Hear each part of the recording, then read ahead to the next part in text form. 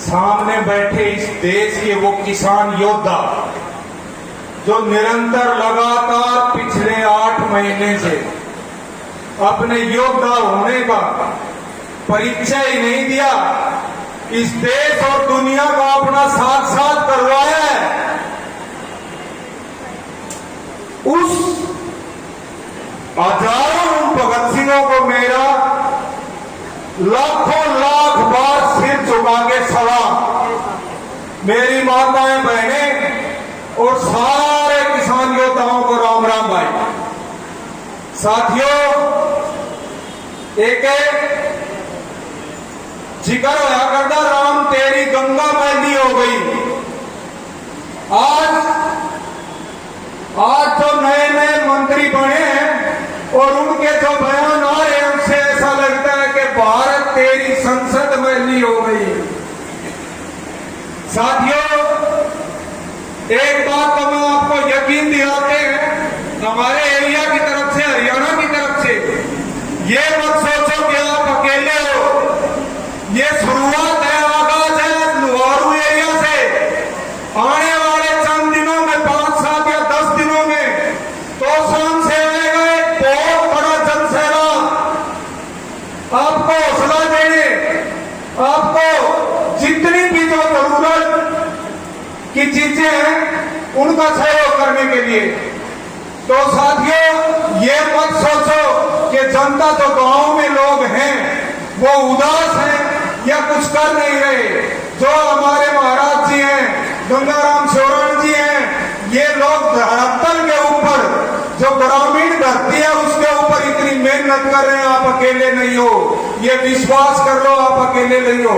हम आपके पीछे ढाल बनकर खड़े हैं और पूरा हरियाणा आप जगाने की कोशिश करेंगे कि 90 की 90 विधानसभाओं में से लगभग रोजाना कहीं न कहीं से और किसी न किसी वोटर के ऊपर यहाँ पर उपस्थिति दर्ज करवाएगा।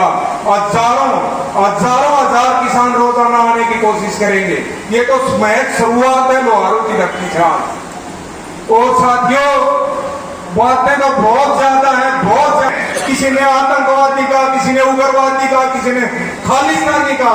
तो मेरे किसान भाई, किसी ने आवेश में आकर थोड़ा कंकड़ फेंक दिया किसी दूसरों की गाड़ी पर, तो उसके ऊपर 302, 307 राष्ट्रद्रोह, देशद्रोह जैसी धाराएं लगाते हैं। और ये लोग जो किसानों को गद्दार ये कहते हैं, इनका भी इलाज होगा, इनके ऊपर भी धारा लगनी चाहिए।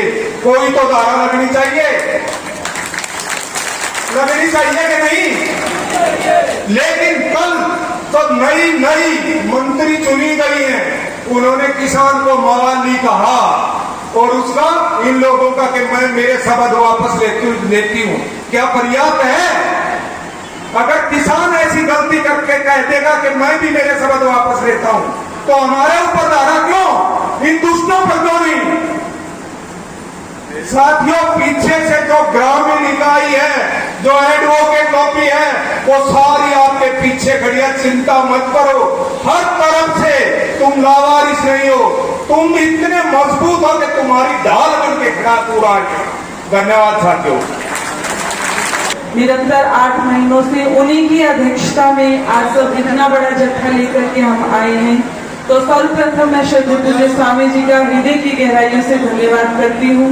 आप सबकी इस गरिमामयी उपस्थिति को मैं नमन करती हूँ, वंदन करती हूँ। जो इतने महीनों से आप लगातार यहाँ पर बैठे हैं और जिन कानूनों को हम वापस कराने के लिए बैठे हैं, बिल्कुल मजबूती से आप अपना हौसला दिखा रहे हैं, अपना साहस दिखा रहे हैं। किन बातों को लेकर बैठे हैं उनको लेकर के मैं आप लोगों के मध्य में कोई बात नहीं कहूंगी। मैं केवल 2 बातें कहना चाहूंगी। आज जो आवश्यकता है, जैसे अभी मेरे से पूर्व कहा कि लोगों को, किसानों को बहकाने की साजिश की जा रही है, इसको तोड़ने की साजिश की जा रही है। आज वर्तमान समय में, इस समय पर यदि किसी चीज की आवश्यकता है तो वो आवश्यकता है संगठन की, वो आवश्यकता है हमारी एकता दिखाने की।